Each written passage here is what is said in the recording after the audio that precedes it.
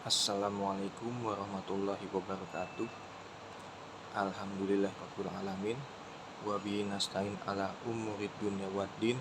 Assalatu wassalamu ala asrofil anbiya'i wal mursalin wa ala alihi wa sahbihi ajmain. Dalam kesempatan kali ini saya ingin dakwah secara singkat tentang pengertian sabar. Pada dasarnya, setiap umat Islam sudah Allah perintahkan untuk bersabar. Selain bersabar, seseorang juga akan sangat dianjurkan untuk bertakwa kepada Allah. Sabar tersebut berarti dapat menahan diri sendiri dari adanya maksiat. Dengan begitu, seseorang perlu menahan diri dari perbuatan maksiat. Dengan tidak hanya itu, sabar juga berarti melakukan kebaikan. Hal tersebut juga termasuk sebagai bentuk takwa seseorang kepada Allah. Sabar tersebut juga dapat berarti menahan diri dari 3 macam perkara dalam agama Islam. Mulai dari sabar dengan hal yang diharamkan, sabar dengan ketaatan pada Allah, serta terakhir adalah sabar akan takdir Allah yang terbilang sulit untuk seseorang jalani. Pada dasarnya, terdapat 2 jenis sabar di dalam agama Islam. Dengan mengetahui kedua jenis tersebut, tentu akan lebih mudah saat ingin menerapkannya dalam kehidupan sehari-hari. Yang pertama, sabar dalam menaati perintah Allah Ta'ala. Sabar dalam melaksanakan perintah Allah adalah bentuk ujian iman seorang muslim. Di dalam surat Toha ayat 132, Allah Ta'ala berfirman, wa amur ahlaka bis sholati wastabir alaiha, dan perintahkanlah keluargamu mendirikan sholat dan bersabarlah dalam memerintahkannya. Allah Ta'ala melalui ayat ini meminta kita agar sabar dalam ketaatan, menerima lapang dada atas perintah Allah. Dalam konteks ayat ini, suami diminta bersabar dalam memerintahkan istrinya untuk mendirikan sholat. Inilah tugas seorang suami sebagai pemimpin bahtera rumah tangga yang selalu diharapkan mengajak keluarganya untuk melakukan kebaikan. Yang kedua, sabar menghadapi musibah. Bahwa pada dasarnya terdapat 2 takdir Allah yang diberikan kepada manusia. Di antaranya seperti takdir yang pahit atau musibah serta takdir yang menyenangkan. Bagi mereka yang memperoleh takdir baik, maka tentu saja akan dianjurkan untuk bersyukur. Adanya sikap syukur tersebut merupakan salah satu bentuk ketaatan kepada Allah. Sementara bagi mereka yang mendapatkan takdir yang pahit atau musibah, maka sangat dianjurkan untuk bersabar dalam menghadapinya, walaupun terasa sulit dan pahit.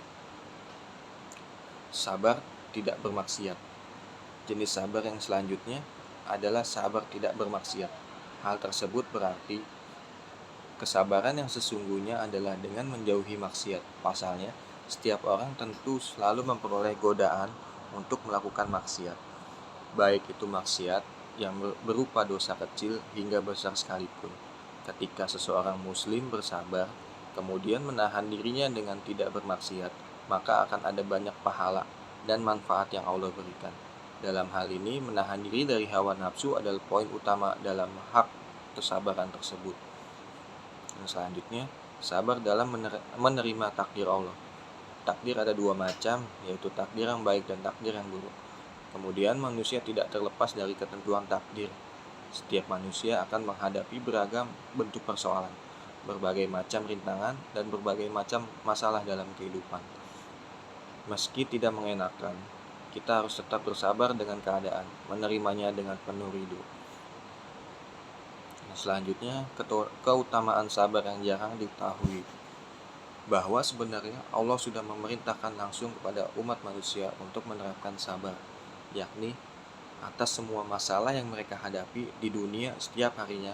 Keberadaan sabar tersebut bahkan mempunyai banyak keutamaan. Berikut diantaranya, menjadikan hidup orang lebih peka. Ketika seseorang menerapkan kesabaran dalam menghadapi setiap ujian hidup, maka hal itulah yang akan menjadikan mereka lebih peka, terutama terhadap apa-apa yang menjadi keagungan serta kekuasaan Allah di seluruh kehidupan ini. Dengan adanya keutamaan tersebut, tentu Allah akan sangat mencintai hambanya yang senantiasa bersabar. Oleh sebab itu, jangan sampai adanya musibah yang datang dalam kehidupan justru membuat Anda bermaksiat kepadanya. Padahal, Seharusnya mereka menjadi lebih peka akan kekuasaan Allah,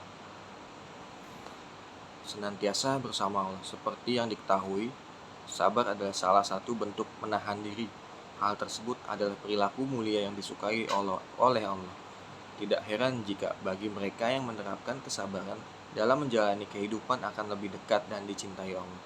Tidak hanya sampai di situ, Allah bahkan akan senantiasa memelihara, menjaga, menolong, serta melindungi siapa saja yang melakukan kesabaran atas berbagai hal atau musibah. Oleh sebab itu, jangan ragu untuk menerapkan kesabaran dalam kehidupan sehari-hari. Selanjutnya, ada pahala tanpa batas. Tidak banyak yang mengetahui bahwa Allah akan memberikan balasan yang sangat luar biasa bagi mereka yang bersabar, yakni berupa pahala yang tanpa batas dan lebih baik. Adanya pahala tersebut bahkan hanya diberikan kepada orang-orang yang bersabar saat menghadapi ujian dari Allah.